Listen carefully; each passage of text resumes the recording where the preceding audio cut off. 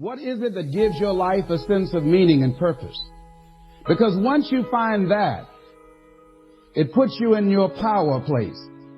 See, if you know what your life work is, I encourage you to start working on it. If you can't do it all at one time, do just a little bit of it. And if you don't know what it is that you showed up to do, if you don't know why you're here, I encourage you to find out what your purpose is here. What is the meaning of your life? What will be different? Have you ever asked yourself that question? I've done that. I remember coming from a friend of mine's funeral, and I was reflecting on how much time I had left. And I went for a walk in a park thinking about this guy whose life was so promising. And I mean, he wasn't an old guy. He was quite young, in fact. And I thought about all of the things that he said he was going to do, and he never got a chance to do those things. And I started thinking about my own life and how much time I had left to do the things that I would like to do. And at that time, I wasn't sure what my life purpose was, what my life's work was.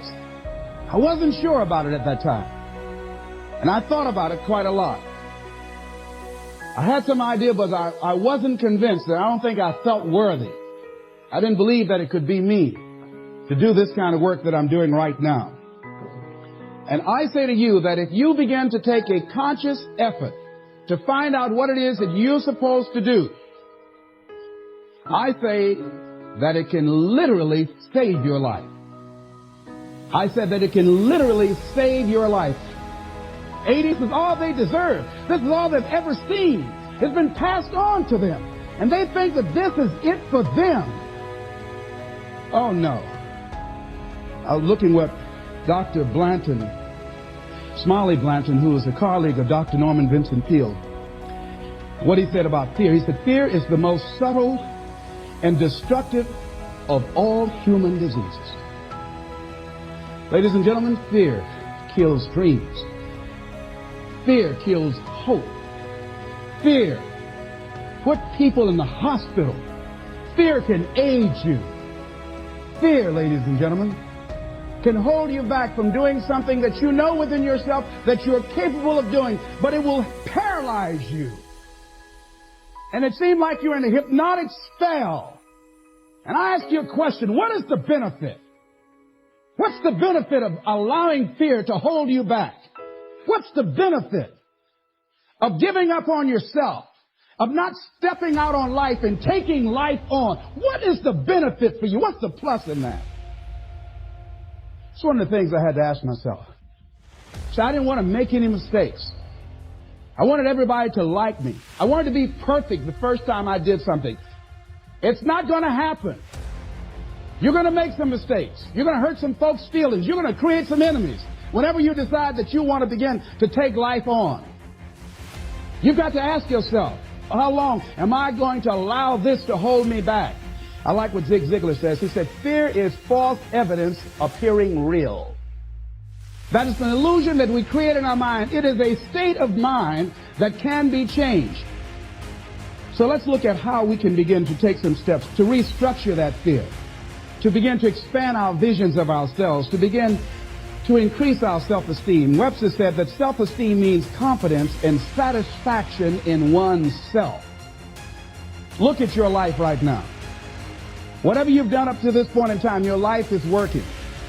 Whatever you have produced, it came out of you as a result of the kind of person that you have become. It's a result of your choices. It's a result of your consciousness. Now you have to ask yourself, are you satisfied with what you have produced? Is this what you want? Would you like for things to be better than this? Do you believe that you deserve better than this? Or are you content? This is it. You don't have to do anything else. That you've already resigned yourself in life and say, well, I'm happy. I'm not starving like the people in Calcutta. Are you allowing yourself to get off the hook like that? Or do you believe somewhere in the back of your mind or in your heart that there's some other great work for you to do? There's something else that life has for you. And that's why you're here. How do we handle this fear factor? How do we increase our self-esteem? You have to begin to fortify yourself. How do we do that? I believe that you have to begin to consciously monitor your inner conversation and start talking to yourself. Start building yourself up. Sometimes the only good things you will hear about you are the things that you say to you. So I'm saying learn to be your own booster. Start building yourself up. Start encouraging yourself. Start saying, I can do this. I can make this happen.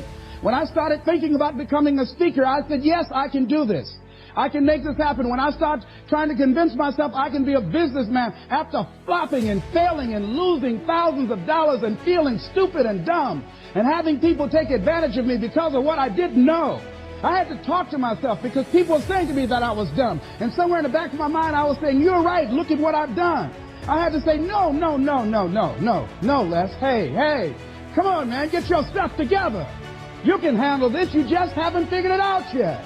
It's all right. This is your training period. This is the tuition you have to pay for what you don't know.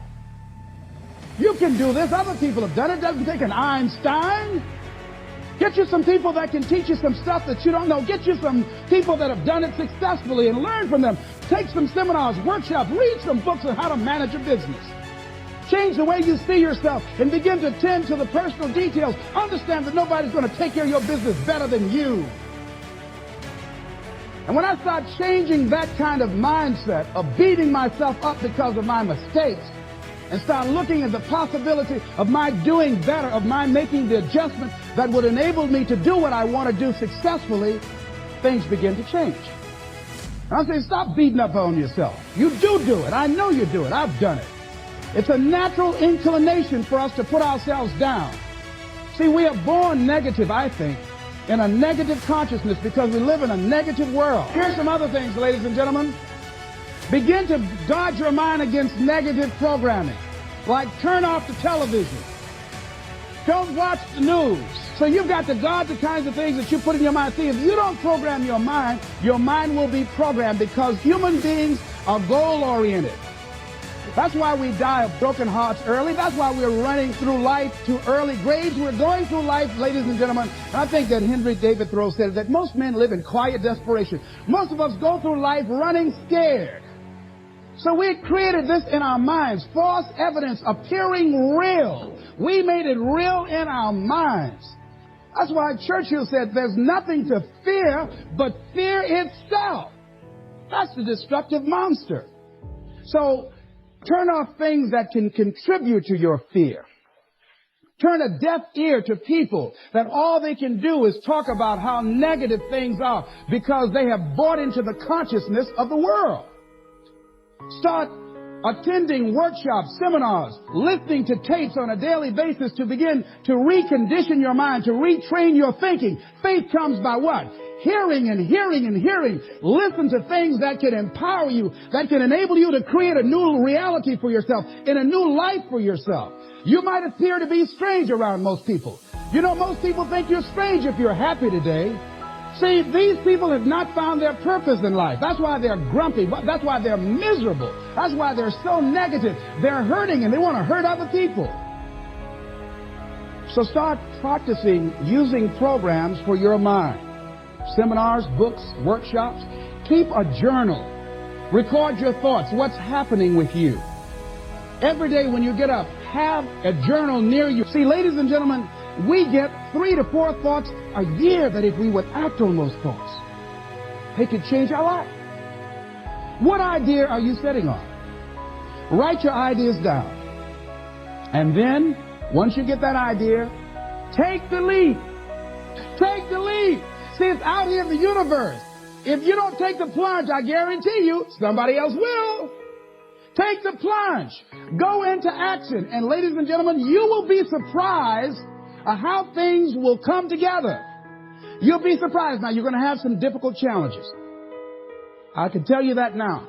Be aware of that. Things are not going to work out exactly right. For a time, they will, sometimes. And that's when life is just playing a game with you. I want you to feel good and relax. But ladies and gentlemen, go into action with your dream. And don't avoid where the fights are. Get in the midst of the fight. Get knocked down so you can learn how to fight, so you can hold your position. See, most people don't get out in the arena of life because they don't want to fight. Most people don't get out there because they don't want to get knocked down. They don't want to be dropped to their knees. But see, you're going to be dropped whether you're on the field or whether or not you're sitting on the sidelines. You're going to be dropped. So at least get dropped for something. See, that's how most people are spectators in life. You don't want to be a spectator. You want to get out in the field where the action is, and you will be amazed. After the struggle, there will be a calm period, and things will begin to click for you.